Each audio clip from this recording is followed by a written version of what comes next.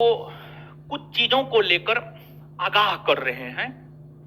कल जो बीपीएससी का परीक्षा हुआ है, उस बीपीएससी के परीक्षा को लेकर जो है कुछ चीजों को लेकर के हम आपको आगाह करवा रहे हैं। क्वेश्चन के आधार पर, क्वेश्चन जो पूछा गया उस आधार पर देखिए, जहां तक क्वेश्चन का सवाल है कल के बीपीएससी परीक्षा का, तो ये सत्य बात है कि उस क्वेश्चन को एग्जाम हॉल में देखना और एग्जाम से बाहर देखना दोनों अलग बात है।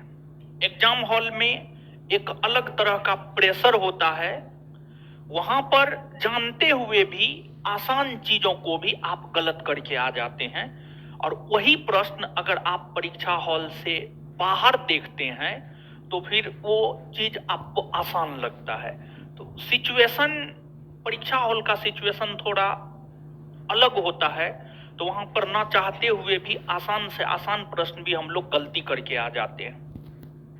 कल का जो बीपीएससी परीक्षा हुआ है, जिसमें जहां तक हमने तो अपने सेक्शन हिस्ट्री, पॉलिटी, ज्योग्राफी को देखा है, तो हिस्ट्री, पॉलिटी, ज्योग्राफी में आपको जिस तरीका से हम पढ़ा रहे हैं, इस तरीका से अगर आप कंटिन्यू करते जाएंगे तो आप 80% प्रश्न आराम से बना करके आएंगे।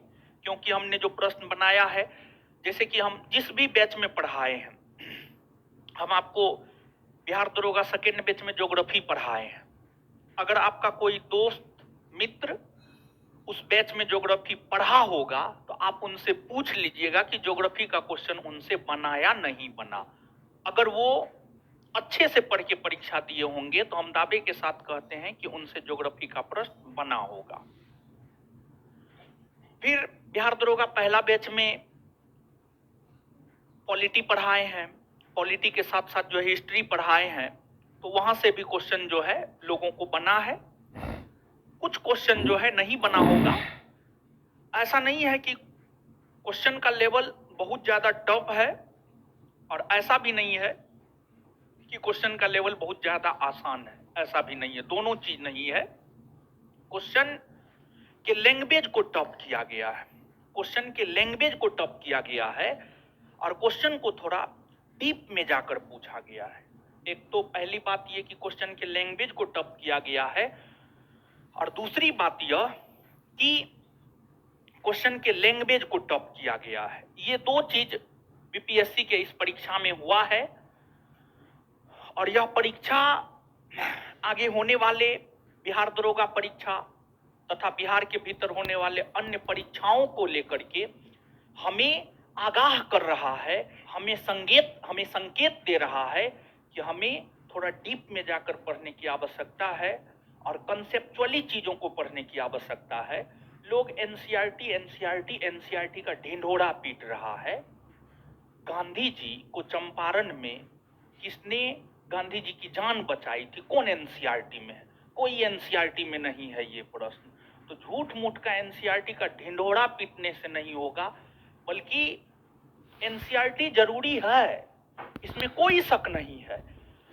एनसीईआरटी जरूरी क्यों है? तो एनसीईआरटी कंसेप्ट को डेवलप करने के लिए जरूरी है, क्योंकि क्वेश्चन कंसेप्चुअली पूछा जा रहा है।